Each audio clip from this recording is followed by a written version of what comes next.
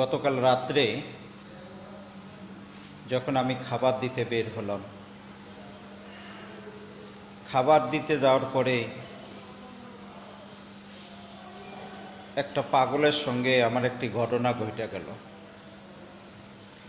সেই পাগলটাকে যখন আমি খাবার দিলাম, খাবার খাওয়ার পরে তিনি আমাকে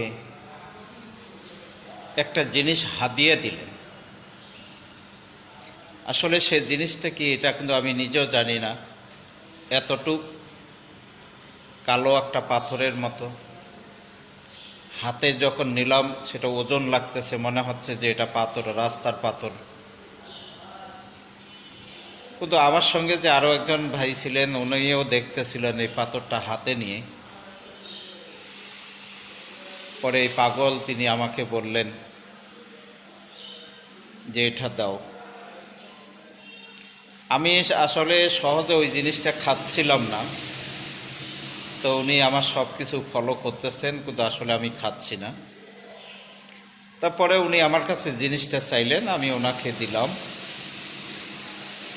দেওয়ার পরে তিনি নিজের জিনিসটা মুখে দিলেন।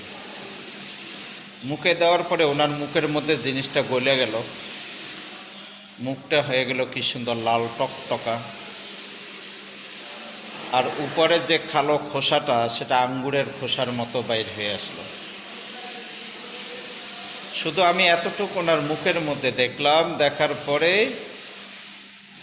ওই ভাইয়ের সাথে কথা বলতেছিলাম, ওনাকে ঘুরে খালি শুধু ডাকছিলাম, কিন্তু ডাকার পরে ওই ভাই যখন আসলো, এর ভিতরে দেখি এই পাগল তিনি আর নাই। আমি অবাক হয়ে গেলাম।